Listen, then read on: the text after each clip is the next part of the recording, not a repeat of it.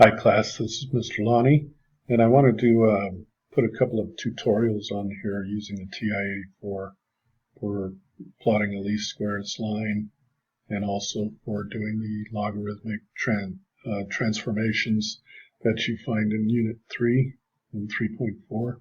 So here's an example, and it's exponential growth with bacteria. So on the left side here, it's got the number of days and then the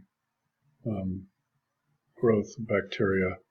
I'm sure this is 7.25 times, 10 to the, if they're talking about the number of bacteria, it's probably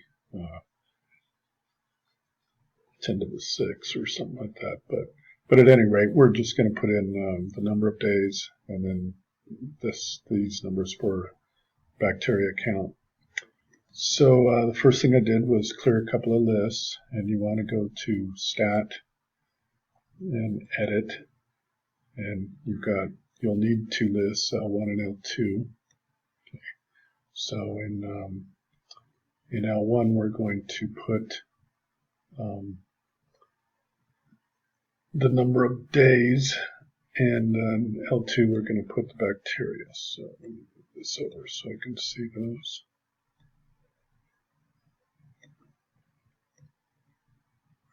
Okay, so we got 1, enter. You can actually do this faster on your calculator. It's harder with the mouse. This is the emulator that you all are free to download, but after 90 days, you do have to pay for it. But you can get this on your computer from TI, and I put a link in the student resources section of the course. So 7.25, enter 8.5, 8.9, 10.2, 10.25.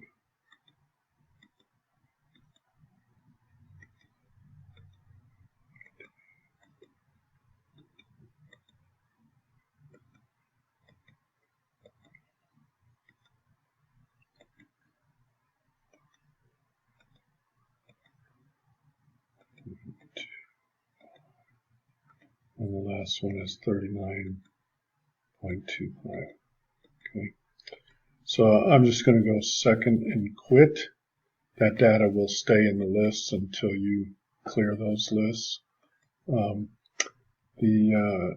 next thing I want to do is set the window. So, oops, sorry. Let's try this one. Set the window. So since I'm going from 1 to 21 days, I'll just put my minimum X value at 0, and we'll say 25 for max. Scale, X scale can be 1. Okay. Now for Y, it goes from 7.25 to 39.25. So I'm going to just go from 0 to,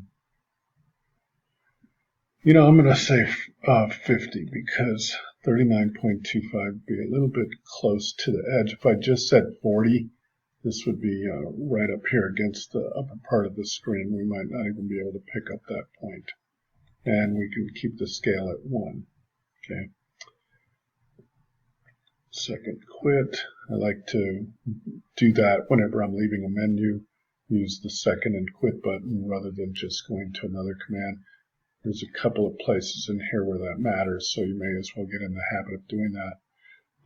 Let's go ahead and plot these. So I'll go second, stat plot, and I'm going to turn on plot number 1.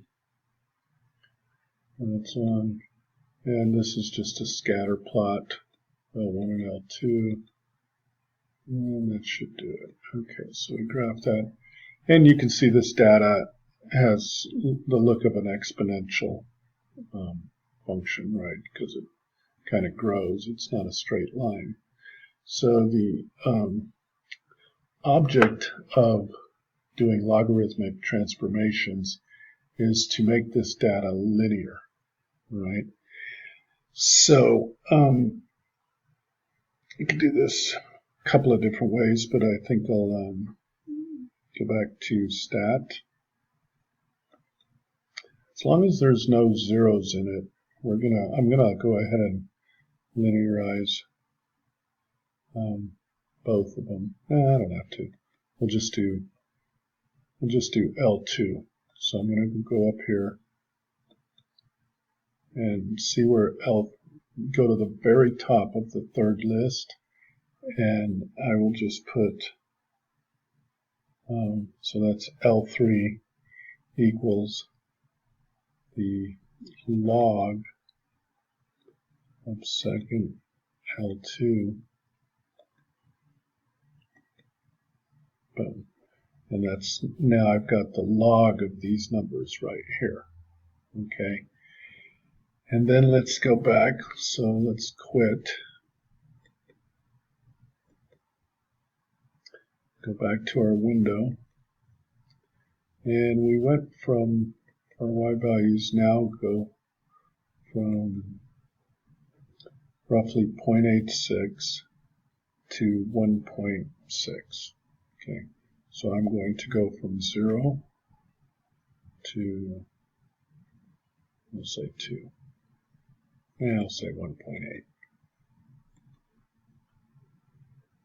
And then for this, I will say 0.1 as my y scale now.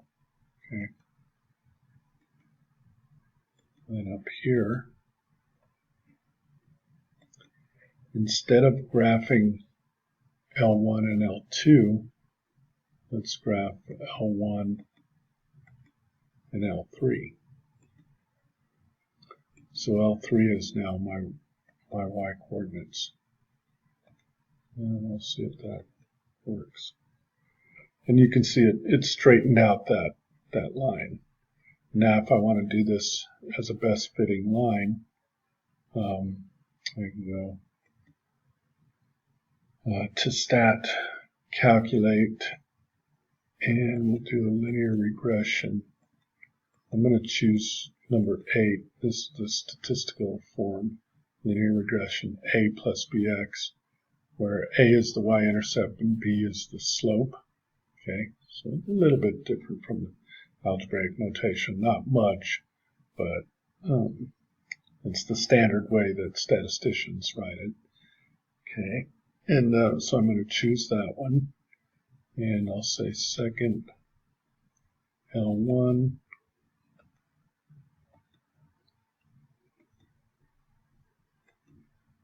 Okay, and I've got that. Oh, you know what else I want to do? I want to get R and R squared. So I want to get my correlation coefficient. So I'm going to go second catalog, correlation coefficient, and the coefficient of determination. And in order to get the calculator to do that, I have to turn on the diagnostics. So second catalog, and then go to D and down, scroll down to where it says diagnostics on. Diagnostics on. So, and enter twice, that's done. Okay, now let's do the linear regression equation. So that was line 8, L1 and L3.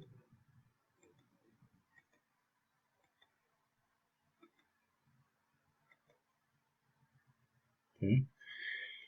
So we see with the logarithmic transformation, we've got a really good correlation now, 0.99, and R squared would be 0.987, coefficient of determination. Okay, and then of course this is our equation. So we want to put that in here. So let's go ahead and draw that line, and press VARS, scroll down to statistics. Yeah, actually, let me get out of there. Let's go to Y equals. Now go VARS, down to statistics, regression equation. So it's going to automatically put that in there wherever I, decide to put it. So, and I'll graph that, and there's our best fit line. So you can see we've definitely linearized this data. Okay, it's no longer has the look of an exponential function. Now the question is, okay, so how do I get back to how many days? Let's say if how many days could we expect, or another way to put it, how much bacteria might there be after 15 days? Because that's not on here. So I've got 12, 17, 21, but we want to know at 15 days, half a month. Okay, so how much would I expect? So I can go second, calculate value at x equals 15, and it's going to tell me 1.3448. Okay, but that's the log of the bacteria, but we actually want to know how many bacteria will be there. So I have to take this number, and since I use log instead of natural log, I use log base 10. I'm going to take this number and take 10 raised to this power. So 10 to the 1.3448785. Okay, so that's 10 raised to the 1.44378.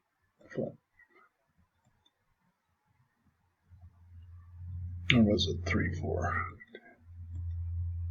I think it was 3.4.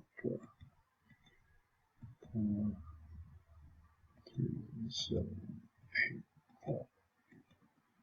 Yeah, so that looks more like it. So in 15 days,